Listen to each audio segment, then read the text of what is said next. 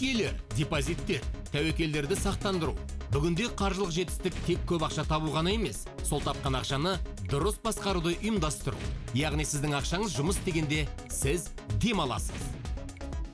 Бізге банк жүйесі не үшін қажет? Өзіңізге банк таңдаған кезде неге назар аудару керек? Валютаның жағдайы қалай болмақ? Қандай тиімді қаржылық инструменттер бар? Тағы да көптеген пайдалы ақпарат Профинанс веб бағдарламасында.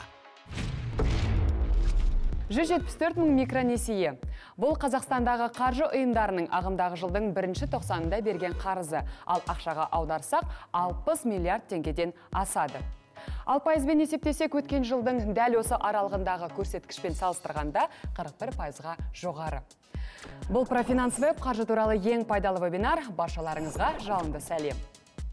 Біз бүгінгі шығарылымда микроқаржыландыру мәселесіне тоқталғанды жөн көрдік. Микронесие мен онлайн несиеден оның қандай айырмашылығы бар, қаншалықты тиімді? Міне осы және де басқа да көптеген сұрақтарымызға студиямыздың қонағы сарапшы Анатолий Глухов жауап береді. Сәлеметсіз бе, Анатолий? Сәлеметсіз бе, Мариям?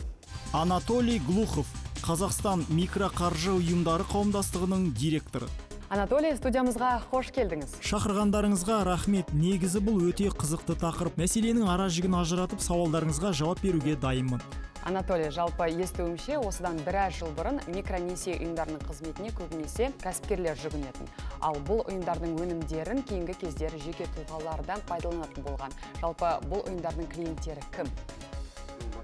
Шын мәнісінде несие деген азаматтардың кәсіпкерлік белсенділігін арттырып, ынталандыру үшін қажетті тиімді қолдау құралы болып табылады. Бірақ қазіргі кезде біздің елде микронесие кәсіпкерлерге де, қарапайым тұтынушыларға да бірдей беріліп жатыр. Мүмкін бұл дұрыс та шығар, халықтың сұранысын қанағаттандыру керек. Сондықтан да болар, дәл осы микроқаржы ұйымдарының қызметіне көбінесе қарапайым адамдар жүгінеді. Негізінен 35-40 жас аралығындағы азаматтар. Олардың 50% әйелдер, 50% ер адамдар. Және қаражаттан қатты қысылған кезде амалдың жоқтығынан осындай микроқаржы ұйымдарына жүгінеді. Кәсіпкерлік мақсатқа жұмсайды немесе жеке қажеттілігі үшін алады.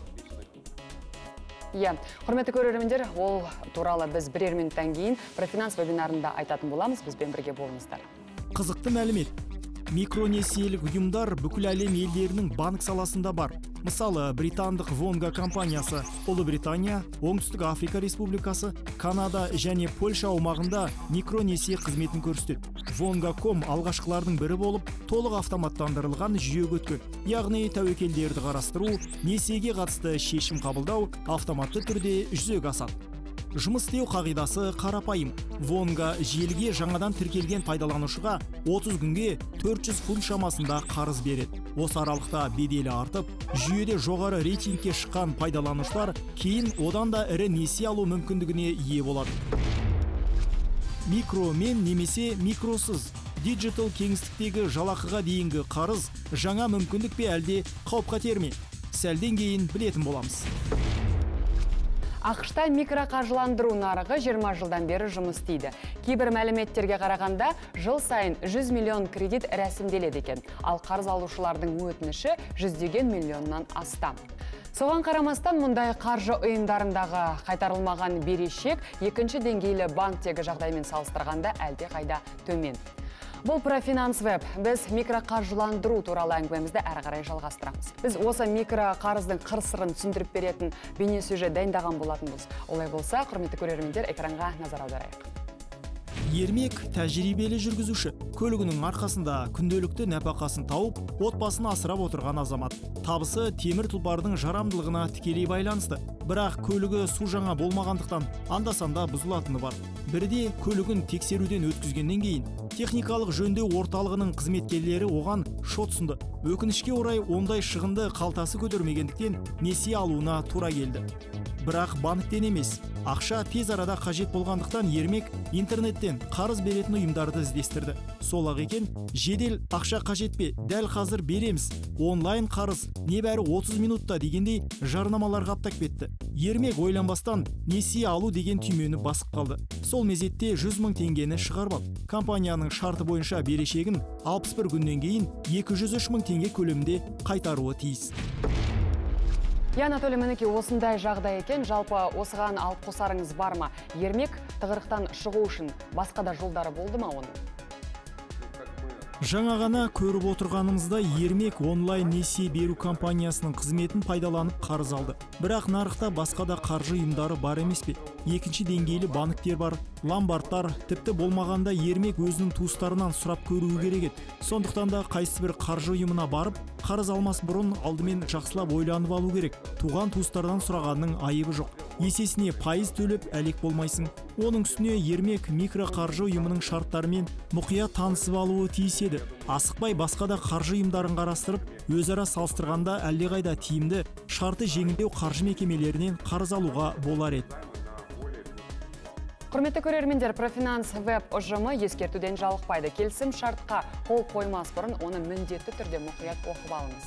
Және қаржы қызметтерін тұтынушы ретінде құқықтарыңыз бұзылса, ұлттық банктың өз қалаңыздағы қоғамдық қабылдануына жазбаша түрде немесе телефон арқылы шағымдануға болатынын ұмытпаңыздар. Сонымен қатар, реттеуші банктың сайтында ұлттық банктың бақылауындағы микроқаржы ұйымдарының толық тізімі көрсетілген.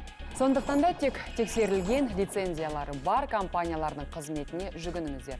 Толық мәліметті құп онлайн мобильді қосымшасынан немесе реттеушінің әлеуметтік желілердегі парақшаларынан білуге болады. Кім кімді бақылайды? Қазақстандағы микроқаржы ұйымдары қалай жұмыс істейді? Микронесиелер жоқшылықты жоюға арналған ба? Дәл қазір білетін боламыз.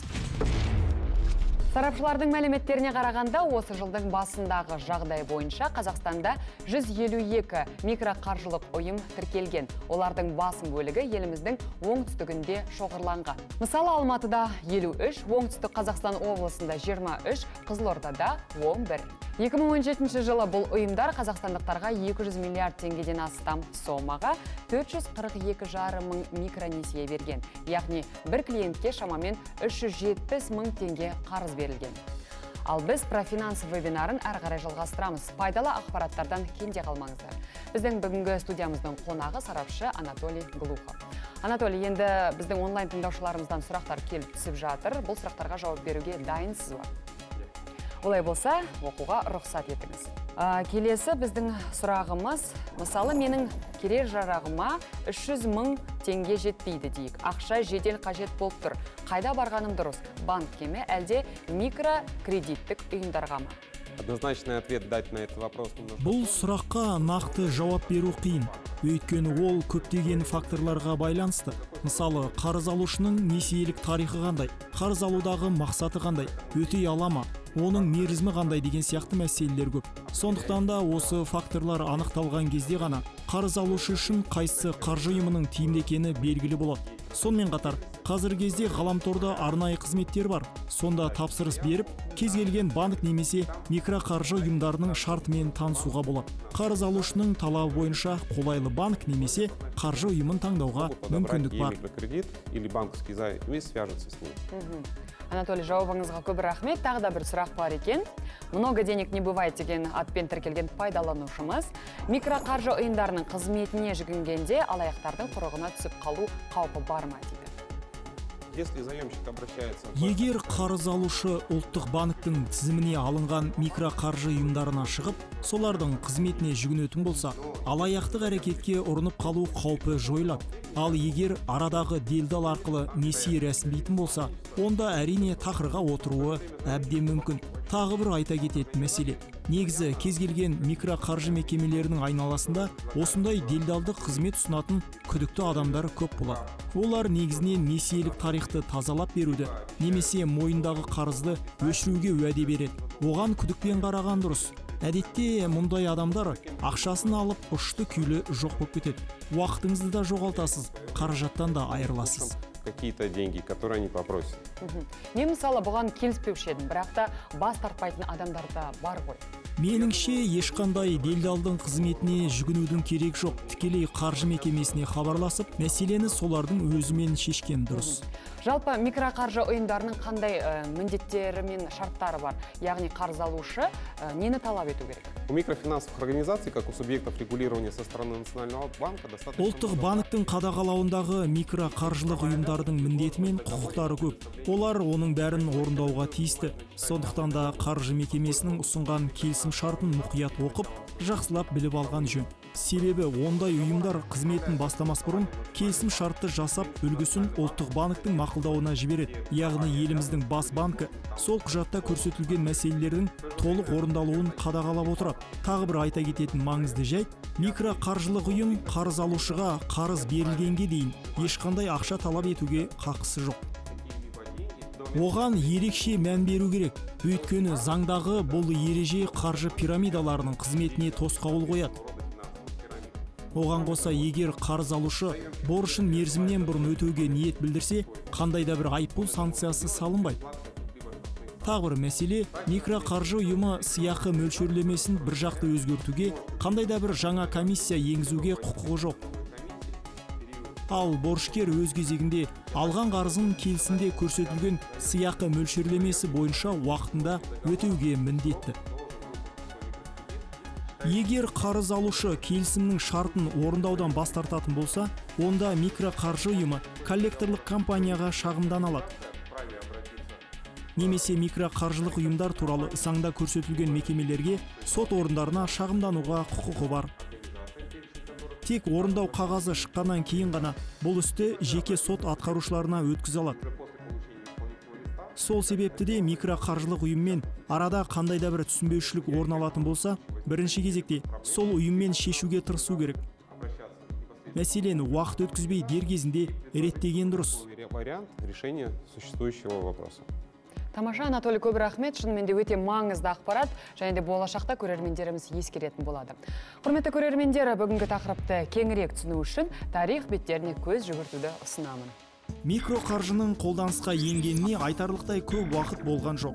Тарихы өткен ғасырдың 70 жылдарынан басталады. Микроқаржыландырудың тұжырымдамасын экономика профессоры Мұхаммад Юнус жасаған. Ол әлемдегі кедей елдердің бірі саналатын Бангладеште туып өскен, ақш-та білім алған. Жоқшылық көріп өскен Юнус туған жеріндегі аштықпен күрес барысында аз ғана несиенің кедейлердің өмірін өзгертуге қаншалықты ықпал ететінін байқайды. Бір күні Джобрадағы ең жұпыны шаруаларды аралап жүріп, ол әйелдердің бамбук сатып алу үшін қажетті ақшаны өсім алушы адамдардан қарызға алуға мәжбүр болғанын көреді. Бамбуктен әйелдер жиһаз жасап сатады. Сол кезде Юнус қалтасынан $27 шығарып, қолөнер шеберлеріне таратып береді. Міне бұл алғашқы микроқаржыландыру болатын. Кейіннен Юнус банктен қарыз алып, Джобра тұрғындарына жібереді. Осы әдіс бойынша жұмыс істеуді жалғастырады. Бірнеше жылдан кейін 28 000 клиент жинайды. Ал 1983 жылдың 1 қазанында Бангладештің тұрмысы төмен отбасыларына несие беретін жеке банк жұмыс істей бастайды.